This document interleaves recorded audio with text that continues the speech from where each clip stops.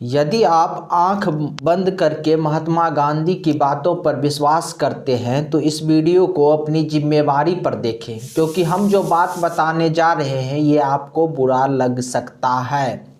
अब देखिए, आजकल हमारे देश में भगवान राम की चर्चा हो रही है, लेकिन महात्मा गांधी जो उसके बारे में कहा जाता था कि गांधी जी सत्य का प्रयोग करते हैं, महात्मा गांधी के जी ने भगवान राम के नाम में भी और उनके भजन में भी किस प्रकार से मिलावट कर दिया। और ये मिलावट आज तक आपको पता नहीं चला। पिछले 100 वर्षों से देश में इस मिलावट को के बोझ को आप झेल रहे हैं। अभी तक तो आपने सुना होगा जो आपके खाने पीने की खाद्य सामग्री होती है सिर्फ उसमें मिलावट किया जाता है, लेकिन बहुत पहले कुछ लोग ऐसे हुए जो हमारे धर्म में, हमारे संस्कृति में कुछ ऐसे अशुद्धियाँ, कुछ ऐसे कुरीतियाँ भर दिया जिसका जो खामियाजा जो है हम आज तक जो है भुगत रहे हैं। और आज जब उन चीज़ों को हम लोगों द्वारा, या जो सनातन धर्म, हिंदू धर्म को मानने वाले लोग हैं, वो जब लोगों को बताते हैं तो लोग विश्वास नहीं करते।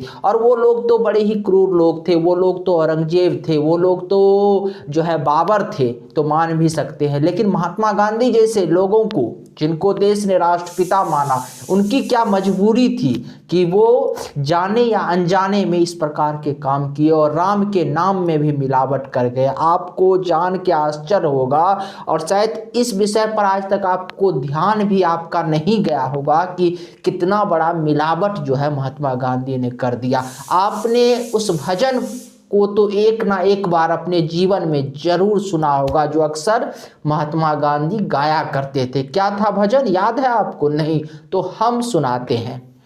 महात्मा गांधी अक्सर कहा करते थे, रघुपति राघव राजा राम, पतित पावन सीता राम, ईश्वर अल्लाह तेरो नाम, सबको सन्मति दे भगवान, राम रहीम करीम समान, हम सब हैं उनकी संतान। ये महात्मा गांधी जी गाया करते थे। और महात्मा गांधी जी के साथ साथ देश के लाखों हिंदू गाया करते थे। लेकिन राष्ट्रपिता ने देश के हिंदुओं के साथ कैसा छल किया ये आप समझिए।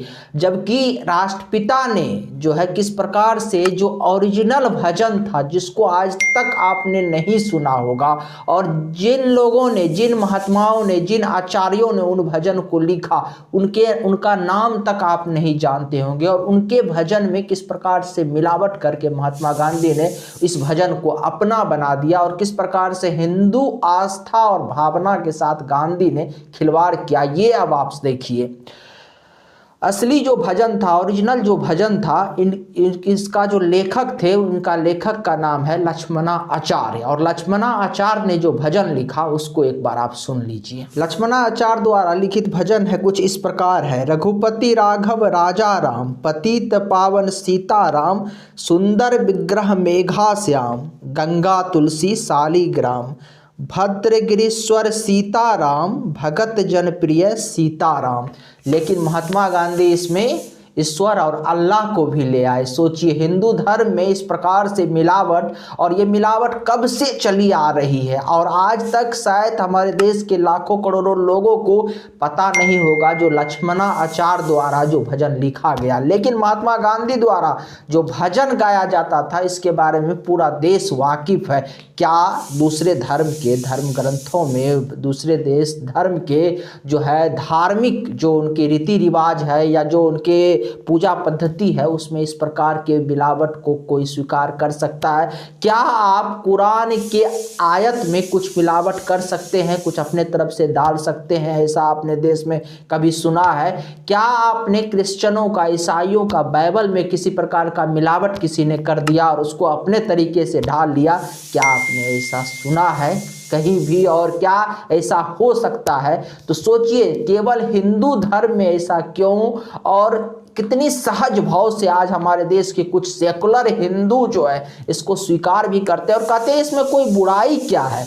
और यही बुराई धीरे धीरे धीरे धीरे लोगों के दिमाग पे चढ़ जाता है, और वास्तविकता को तो लोग भूल ही जाते हैं। जिस प्रकार से आज लक्ष्मणा आचार्य द्वारा गाए गए जो शुद्ध रूप से भजन था उसको भुला दिया गया, और आज गांधी जी जो लक्ष्मणा आचार्य जी के भजन में कुछ मिलावट किए, आज पूरा दुनिया उस भजन को उस रूप में जानते हैं। अगर आपको हमारी जानकारी अच्छी लगी तो आप हमारे चैनल को सब्सक्राइब कीजिए और इस वीडियो को अधिक से अधिक शेयर कीजिए ताकि सही जानकारी अधिक से अधिक लोगों तक पहुंच सके। धन्यवाद, नमस्कार।